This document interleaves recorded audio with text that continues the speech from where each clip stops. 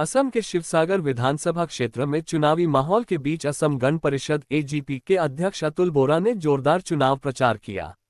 उन्होंने एनडीए समर्थित अगप उम्मीदवार प्रदीप हाजरिका के पक्ष में जनसभाओं को संबोधित करते हुए पार्टी की जीत को लेकर बड़ा दावा किया।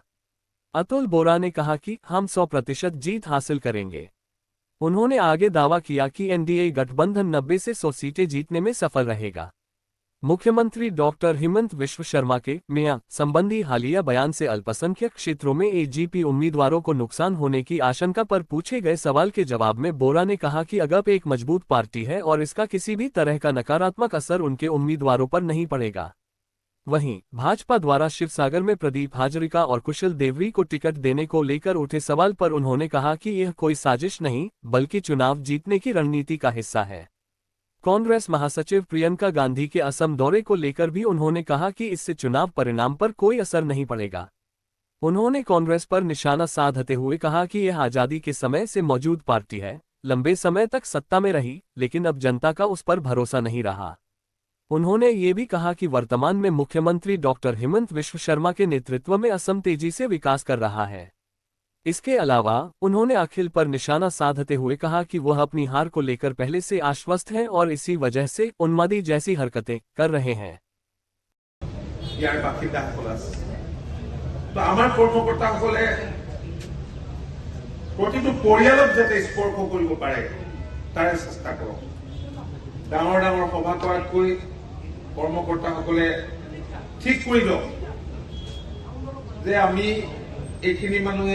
এইখন পঞ্চায়তত এইকেইটা বুথত এইকেইটা ওয়ার্ডত আমি কাম কৰিম।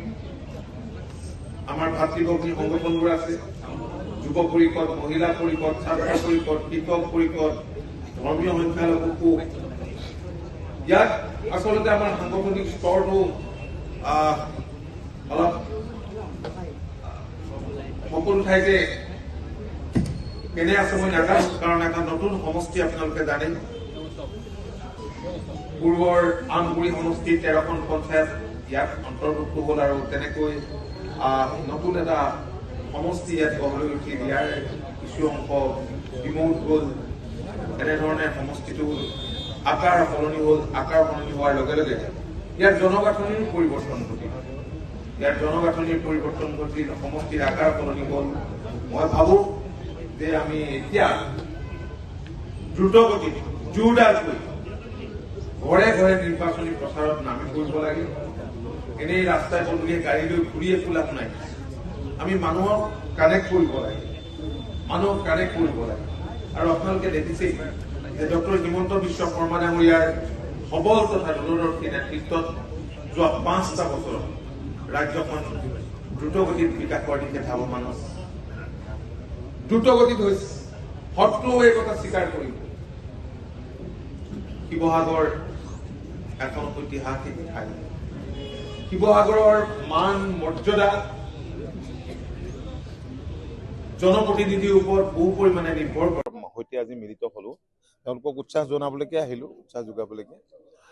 আপোনালোকে সকলোৱে জানে যে 9 তাৰিখে নিৰ্বাচন আৰু এইবাৰ এনডিএৰ সপক্ষে ঢৌ বলিছে।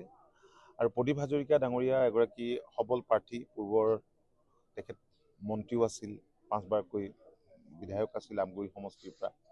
সমষ্টি পুনৰ নিৰ্ধাৰণৰ পাছত আমগুৰিৰ এটা বৃহৎ অংশ শিৱসাগৰ সমষ্টিৰ অন্তৰ্ভুক্ত হ'ল। যোৱা দিনকেইটাত মই খবৰ খাতি লৈছোঁ, দলৰ কৰ্মকৰ্তাসকলে নতুন সমষ্টিটোত কাম কাজখিনি ঠিকেই আগবঢ়াই লৈ গৈছে। আৰু মই আশা ৰাখিছোঁ যে প্ৰদীপ হাজৰিকাক এগৰাকী যিহেতু জনপ্ৰিয় বিধায়ক আছিল, অভিজ্ঞ বিধায়ক, আৰু শিৱসাগৰৰ নিচিনা এক ঐতিহ্যমণ্ডিত ঠাইৰ ৰাইজে ডেফিনেটলি নিশ্চিতভাৱে তেখেতক এইবাৰ গ্ৰহণ কৰিব। আমি গভীৰ আশাবাদী প্ৰদীপ হাজৰিকা। এটা প্ৰশ্ন সুধিব লাগিব। উজনি অসমত দেখা গৈছে যে অসম গণ পৰিষদৰ চিট ক্ৰমান্বয়ে নাই উজনি নাম। মোৰ প্ৰশ্নটো এইটো পোনপ্ৰথমে এনডিএ প্ৰাৰ্থী হিচাপে অগপ দলৰ প্ৰদীপ হাজৰিকা ডাঙৰীয়াক প্ৰাৰ্থিত্ব দিয়াৰ পিছত পুনৰ বিজেপি এটা কেতিয়াবা এনডিএ কেতিয়াবা জিকাৰ স্বাৰ্থটো, আমাৰ প্ৰাৰ্থী জিকাৰ স্বাৰ্থটো বা এইটো এটা ষ্ট্ৰেটেজিকেল কথা এইটো তেনেকে ধৰণে হৈছে।